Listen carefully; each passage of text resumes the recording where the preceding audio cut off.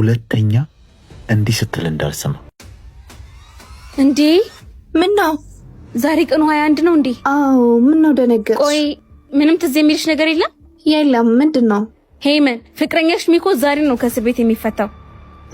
በእኔ ደግሞ ደህና ነገር የምትነግሪ መስሎኝ እና እሱ ወጣ አልወጣ እኔ ምን አገባኛል?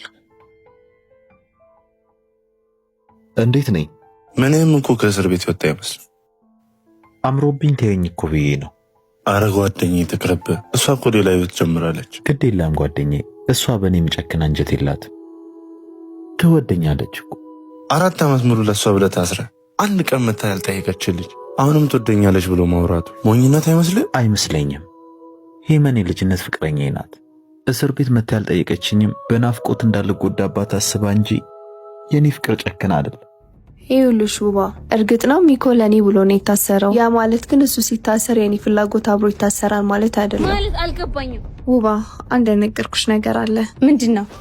እኔ በጣም የምወደው ፍቅረኛ አለኝ። ምን? ቀልድሽም መሆን አለበት። በዚህ እንደማልቀልድ ታውቂያለሽ። ቆይ ሚኮስ? ነገርኩሽ እኮ እኔ ስለሱ አይመለከተኝም። እኔን መቶ ማግኘቱ ስለማይቀር የዛኔ እውነታውን ነግረዋለሁ። ቆይ ምን ሆነሃል? አይ ምንም። እንዲህ የተብሰለሰልክ ምንም አልሆንኩም። ቆይ ምንድን ነው የሆንኩት? ተናገር። ሚኮ አንተ የተሻለች ሴት ነው የምትቀበል። ሄመንን ተዋት ማለት በቃ ተቅርብ።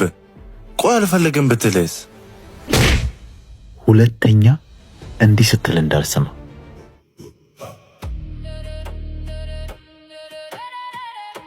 ለአንተ ባሰብ ሂድ ራስህ በአይነት ያህል